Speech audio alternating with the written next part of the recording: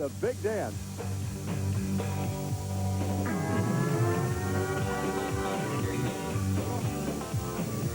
This is Trucks and Tractor Power, featuring the All-Stars of the Monster Truck Thunder Drag.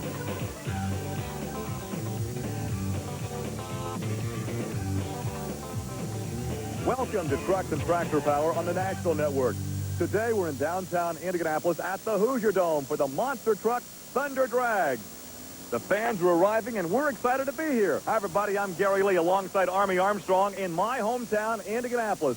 We call this the racing capital of the world. But Army, besides the Indy 500, we have motorsports in this town virtually every weekend. And today we move inside for one of the biggest events of the entire monster truck season. The word big is optimum here because the big trucks are going into big buildings and they like it in a big way. I tell you, normals of a building will intimidate the monster trucks, but not the case at the Hoosier Dome. This building is so big, the drivers are saying they're going to run it just like it was outdoors. Gary, look for some 100% runs today. This is the home of the Indianapolis Colts, but no football tonight. It's side-by-side monster truck racing coming up next. To the Indiana Hoosier Dome in Indianapolis for the Monster Truck Thunder Drag, a part of the PENDA Point Series. I'm Army Armstrong along with Gary Lee, who'll be trackside today. And earlier, Gary had a report on the track conditions for tonight's event. In racing, we call this a heavy or a tacky track. There's a lot of moisture in the dirt. The drivers like that because it gives them good bite off the starting ramp. A lot of times on outdoor tracks, the track is sandy or the dirt's very dry and the dirt at the starting line digs out. That perhaps will not be a concern this evening. However, the drivers call this a self-disciplined track.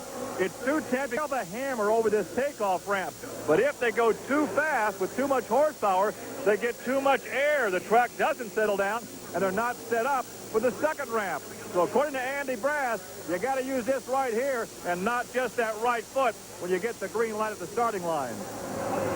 Here's a look at a qualifying time. The quick qualifying today of Lyle, Hancock, and the Gravedigger, who offered us a textbook example of how to put the horsepower to the ground. His qualifying time of 4.367 showed us just how much fight there was on the starting line, Gary. As you said, they're sticking the horsepower to the ground in the Hoosier Dome. Well, the racers like this track configuration. They like the track consistency this evening. There's a look at Hancock alongside Jack Willman, Jr. Wheels up start, showing that the horsepower will be able to be used here this evening. Both trucks landing awfully weird, Gary. Yeah, both had hard landings, but I think the worst for wear was juniors. We take a look at Gary Wiggins out of North Carolina. He drives the Carolina Crusher. This is also in round one competition against Wayne Smozanek in Tropical Thunder. We'll go on board with Wiggins. I'll tell you what, Gary Porter's picked him a good driver to go into that number 2 truck, Gary. Also in round one, the Snakebite, Coach Cobra. He served notice that he's going to be really a player today at a 4.433. He goes up against USA 1. Again, the monster truck guys are coming out wheels up. The guys that run the TCI type transmission, that's a manufacturer thing, are literally doing wheelies with these 10,000-pound trucks. That is awesome. Well, the biggest casualty in round one was the 93 Dodge of Don Van Loo in the Magnum Force. He gets out of shape in the far lane.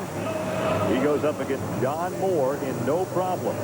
Now, both trucks lead the start together, but on the second jump landing, something lets go in the back of the truck. And when Van Loo pulled to a stop, Gary worked his way over to him to find out exactly what did happen. What actually put you in that situation? I think I stayed on the throttle a little bit too hard off the first set of cars and got me a little crooked and just couldn't bring it back out of it. We've heard the drivers say this is a disciplined track. You really can't use all the horsepower you have at the start. Definitely can't use all the horsepower. Got to be a little bit more conservative. I got onto it just a little bit too hard. Now, in the first round, Scott Stevens out of Woodland, Texas, with the Auto Value King Krunch vehicle, pulled up against none other than his own nemesis, Andy Brass and the Bigfoot. Both trucks full well knowing you got to run this sport all the way out the end. Stevens stayed after the Bigfoot truck, and even though Andy Brass took the win light, Scott Stevens to come back by virtue of a 460 quick time loser in the first round. So that will roll him over into round 2 of competition.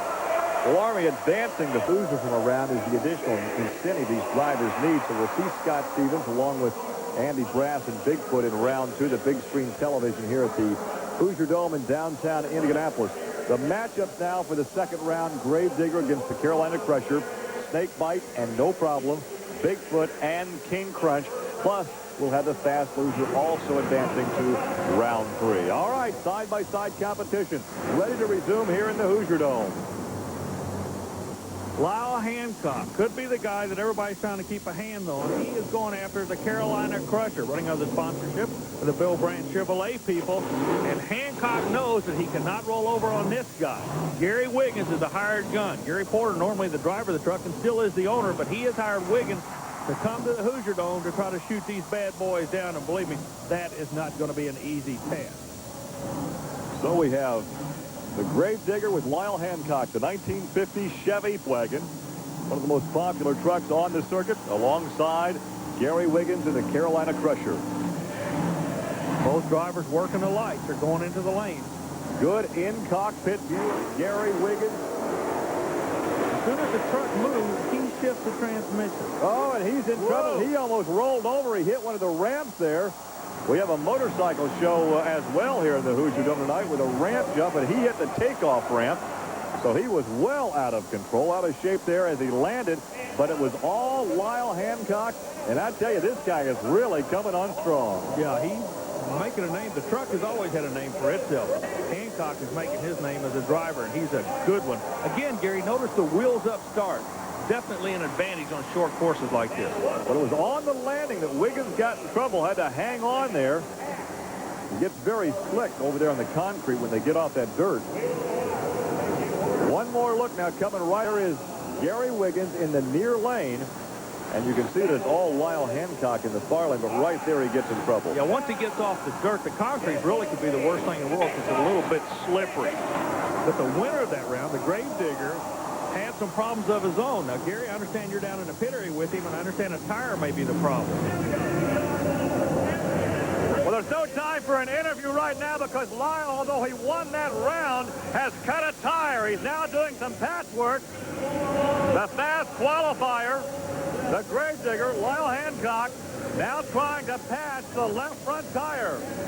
Well, Gary, we could be building a little bit of drama here tonight. Will he be able to make the call? We don't know. We do know the Snakebite has made his call to the line.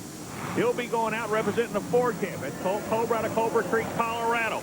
He's tickled to death with the way the truck is handling tonight.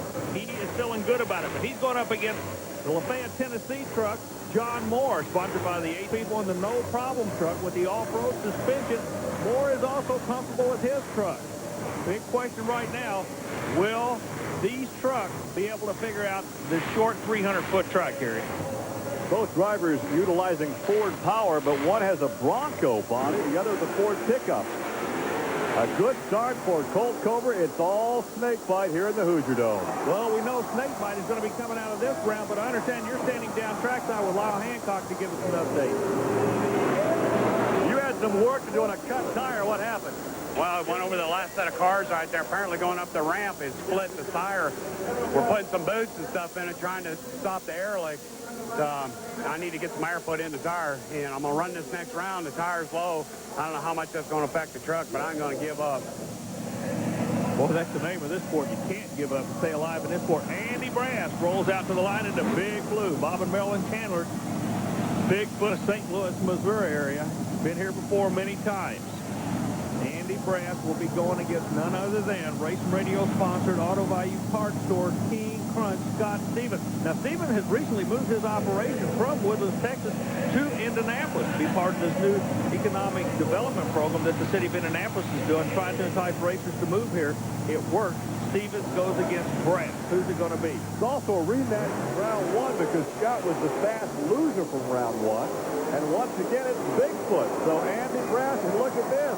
Snakebite wants a shot at Bigfoot in the dome. He wants to get a piece of him today. Both drivers really able to figure the track out. Horsepower prevailed in that particular run.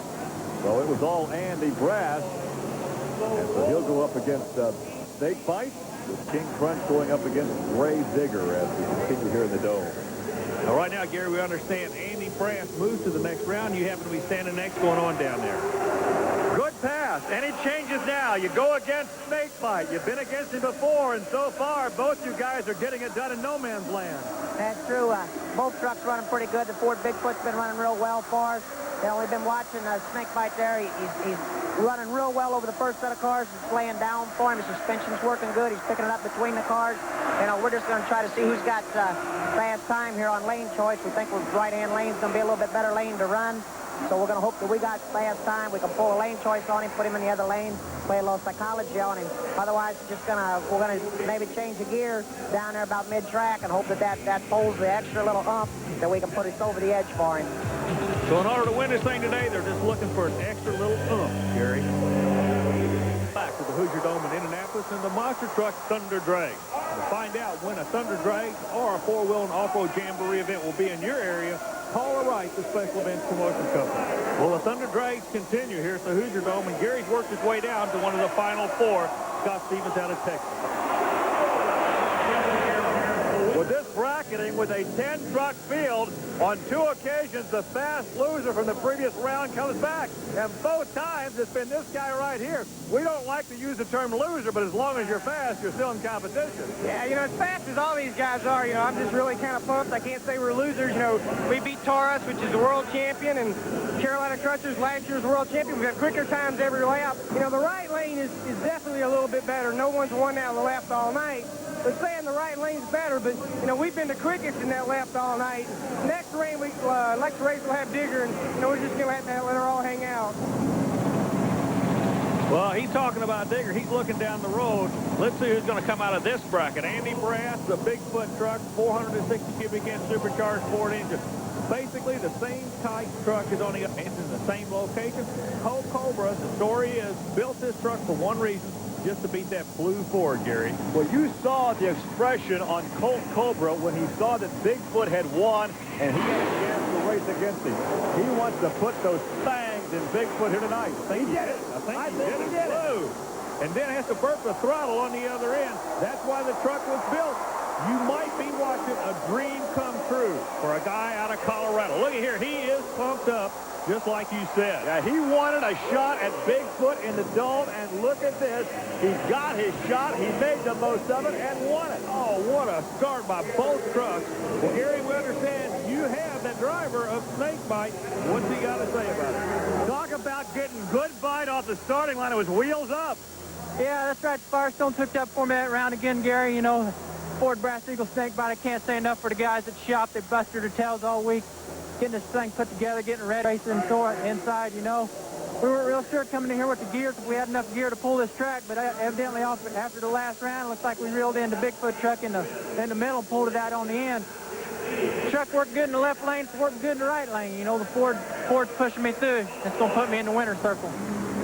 Well, I tell you what, if he's going to the winner's circle, this is what he's got to look forward to. Lyle Hancock and Dennis Anderson's Gravedigger seem to be holding a hot hand all weekend long. As a matter of fact, the Gravediggers looked especially strong tonight. Earlier, Gary asked him about it.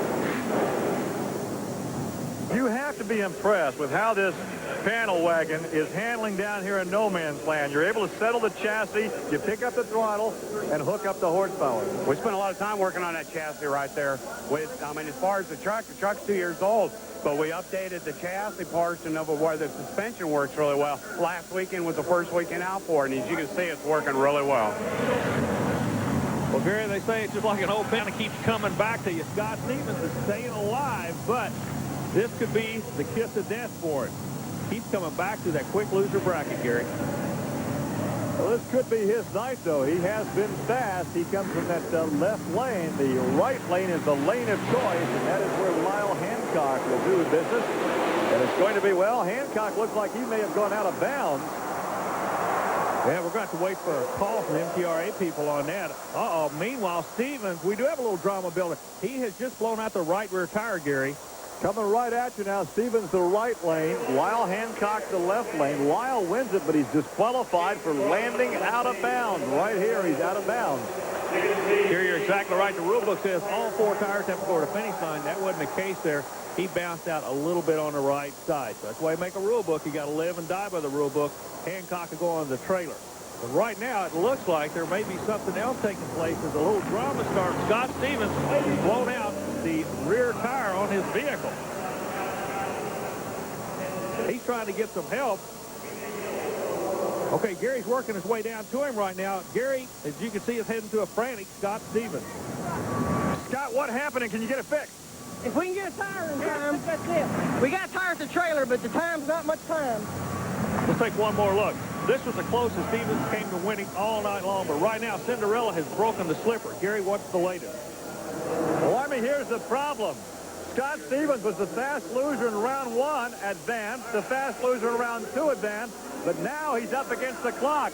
He only has 10 minutes to replace this right rear. He's gone outside to pick up a spare from his trailer, but time now is not on his side. If he can't get it fixed, it'll be the fast loser from this round, and that will make a rematch with Snakebite and Bigfoot. Gary, we'll see if Stevens can make it when we come back.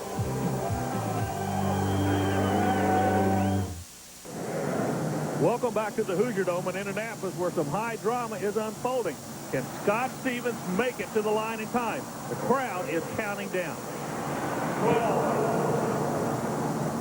11, 10, 9, 8, 7, 6, 5, 4, 3, 2. I think he's made it, Army. The crowd indeed was counting. He had all kinds of help from various other teams to get that right rear change. He only had 10 minutes to do it with only a couple of seconds remaining. He is about to present himself at the starting line to go up against this guy right here. Yeah, Colt Cobra is coiled and waiting. And, you know, he brought up an interesting point about motorsports in general. These guys do anything to beat each other. Colt Cobra, but on the other side of the coin, Colt Cobra didn't push the issue. He let Stevens have all the time he had coming to him. That's why all these other crew members had a chance to help him out. Well, during that commercial break, there was a flurry of activity out there. Changing a tire in a monster truck will never, ever be confused with a NASCAR pit stop. There's Lyle Hancock. He's helping out. Wayne Smozanek in behind the tire. The NASCAR boys are down to under 17 seconds, and these guys can do it in about 5 minutes. But there's about 2,000 pounds of weight there. These guys didn't add fuel either. Well, I respect all those guys. No matter what size tire they're changing, everybody's doing the best they can. But right now, the business at hand is we got a GMC going up against a Snake Ford. Well, Scott Stevens has been hanging on by his teeth, not his fangs, but his teeth this evening. Hey, at the end, you got one winner. They don't ask you how you got there. And, you know, racing, you only got to lead one lap to be the winner. Let's see if Stevens can pull it off. It's not going to happen tonight because Cinderella Cobra. Yeah. Colt Cobra has just shattered the glass slippers this evening. Cinderella will have to settle for second place in the Hoosier Dome. The Thunder Drag, because the championship goes to Snakebite. Yeah, but the crowd got to see some good racing. That's what you get to see at each one of these events. Look at the wheel stand from Colt Cobra. These guys literally had it on kill. It was a final, but you'd have thought it was a final for the World Championship. Cobra acknowledging the crowd. I like that. These guys really appreciate the crowd and what they do for them. If Colt Cobra stopped the Cinderella story, waves the big number 1. He is ready to go. The replay comes up. Gary, take us through this. Well, once again, it looks like Colt Cobra had the whole shot kind of light, and it was all Colt Cobra. And look at the damage to the bed. The fiberglass bed breaks loose on the King Krunch truck. Well, right now, Gary's standing by in the winner's circle with Colt Cobra. Tonight in the Hoosier Dome for the Snake. Congratulations. Thanks a lot, Gary Lee. Ford Brass Eagle Snakebite run real good tonight. We knew if we would pull up against Bigfoot in the final round again, we didn't know if we could pull another victory out. You know, we knew Scott was kind of rushed for time there, and we've been watching his times all night, and they haven't, you know, really been that close to us. I give a lot of credit to his crew for getting that truck fixed and getting it out there on the line for us. I'm just tickled to death. Ecstatic. Ford Brass Eagle Snakebite put her in the finish circle, in the winner's circle here in the Hoosier Dome. Been a long time coming for us. Firestone, Autometer, MSD, BDS, everybody back to shop. Thanks a lot. Well, a great day of racing here at the Hoosier Dome and a great effort by both Scott Stevens and Colt Cobra. Well, the fans certainly enjoyed it, so Colt Cobra goes to the pay window, and the folks from PENDA, who put up like $50,000 for the PENDA points, Well, they're on hand this evening to present the money to Colt Cobra. It has been a great evening here in my hometown of Indianapolis for Army Armstrong. Thanks for joining us. Our congratulations to Colt Cobra. We'll see you next week on Trucks and Tractor Power. Now here's news and an exciting video release from Diamond P Sports.